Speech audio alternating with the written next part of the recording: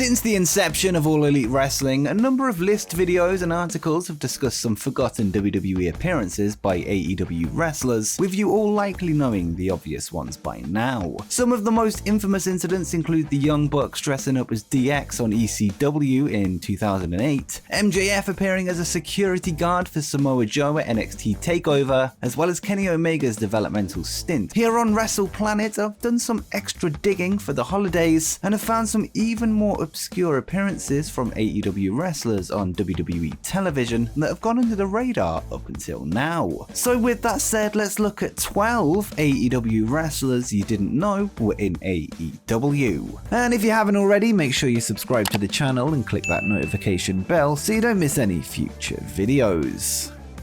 In 2016, WWE would hold the inaugural Cruiserweight Classic tournament, which would lay the groundwork for the future Cruiserweight division, with the eventual winner being crowned the WWE Cruiserweight Champion. One of the participants in the bracket was New Japan Pro-Wrestling star Kota Ibushi. Due to Kota's lack of English, he would require a translator to help him through his short run in WWE, and the help he would receive would come from no other than the Elite stooge, Michael Nakazawa. Whilst he worked mostly in a backstage role helping Ibushi get around, a video of Nakazawa working as a translator during an interview for Ibushi can be found on WWE's YouTube channel, where the former IWGP World Heavyweight Champion would speak of his pride in representing Japan in the tournament.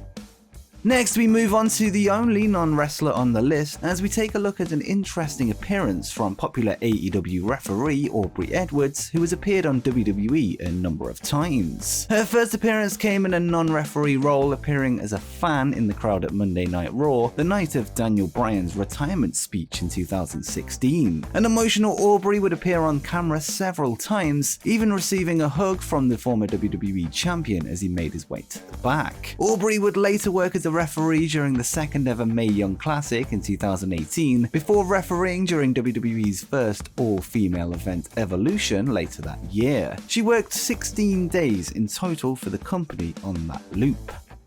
Now let's go to another non-wrestling entry as we go back to the TLC 2019 pay-per-view. The show would feature prominent sponsorship from the fast food chain KFC, with the two companies having worked together regularly over the years. During the match between the Good Brothers and the Viking Raiders for the Raw Tag Team titles, a family would be sat at ringside enjoying some of KFC's finest food, and they were played by extras at the show who were likely all local wrestlers. One of the extras WWE had taken on that day was now AEW wrestler Julia Hart, who can be seen in a Viking Raiders t-shirt there to support her favourite tag team. Unfortunately for Julia, she wouldn't be able to finish her dinner before Carl Anderson would go flying through the table, although the Raiders did manage to score the victory.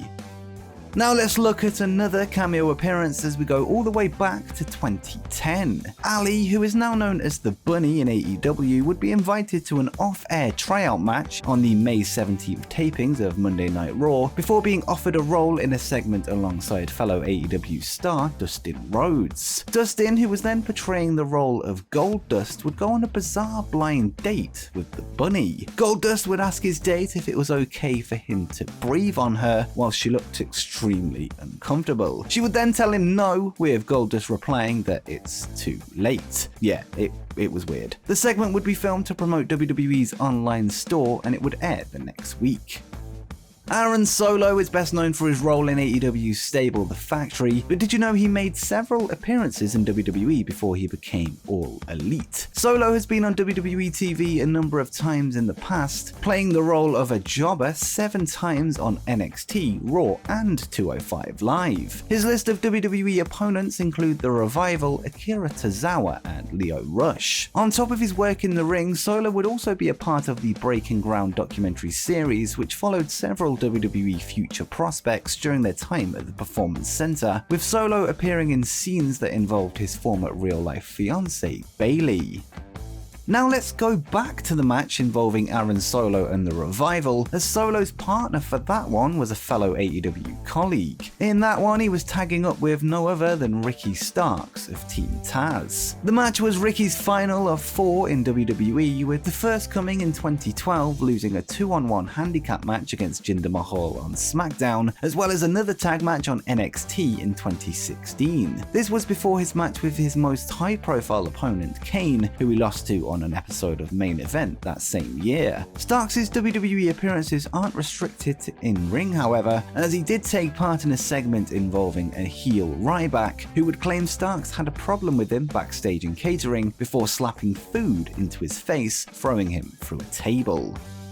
Ricky Starks' Team Taz teammate Powerhouse HOBBS has also appeared on WWE television, with him involved in a segment alongside the now Jon Moxley. Towards the end of Moxley's run in WWE as Dean Ambrose, he would take on the role of a heel that would wear a gas mask to protect himself from the audience's germs. On an episode of Monday Night Raw leading up to the TLC 2018 pay-per-view, Ambrose would head to the ring with a personal SWAT team as protection, with one of the extras being played by HOBBS. He and the rest of his SWAT team friends would then be attacked by Seth Rollins, Ambrose's opponent at the pay-per-view. 2 years prior, he would lose to Baron Corbin in a dark match at a SmackDown taping, but wouldn't be offered a WWE contract until he began to appear on AEW Dark in 2020, at which point he turned them down.